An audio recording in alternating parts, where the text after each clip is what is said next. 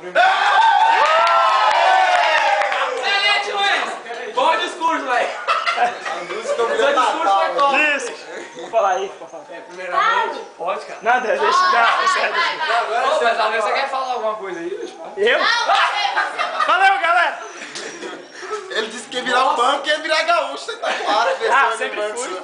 Vai, Luiz! Bom, eu quero agradecer aqui todos meus amigos que eu chamei, que vieram. Deixa eu chorar, não.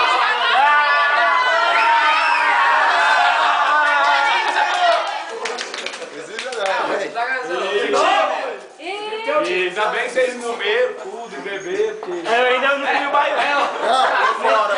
Hoje o Bahia tá de greve. Não, por isso que eu fiz mesmo. Hoje o Bahia tá de greve. Todo mundo bebeu aqui. Mais uma coisa, não põe bolo no bolso, né? Oh, eu quero falar uma coisa. O primeiro pedaço de bolo, mas o segundo, tá? Tá. Pois é, então, gente, obrigado aí a todos por terem vindo. Nossa, de novo, bicho, só isso. Nem parece que tá na faculdade. Nossa, é isso,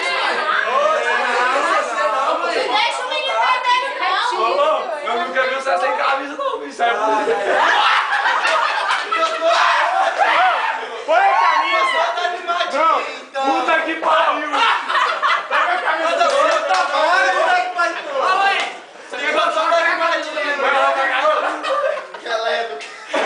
Agradeço sua mãe, ela, tudo. Não, minha mãe também que Pela receita. teve paciência, já que meu pai não tem muito. Toda vez ela tem. Então toda vez a gente faz uma bagunça aqui, ela tá aqui ajudando.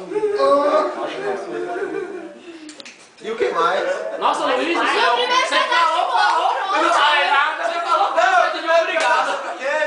Obrigado. Ô, você quer que eu fale por você? Vou falar aí, cara. Ô, pessoal, eu queria ter agradecido, tá vindo aqui Sabe sentar de Ô, banco, gente, muito obrigado, a gente tá aí sempre e tal. Eu gosto muito de vocês, vocês fazem a diferença na minha vida, sabe? Ô, tamo aí sempre, gente. Ô, Caio, primeiramente, cara. Primeiramente, eu não sou gaúcho, Fala a verdade. mas eu torço pro São Paulo. Fala a verdade. Ah. Você fica falando que gosta, não. Eu sei que você é vagabundo, rapaz. Você vai na frente, na puta, você quer... Ah, eu queria falar uma coisa.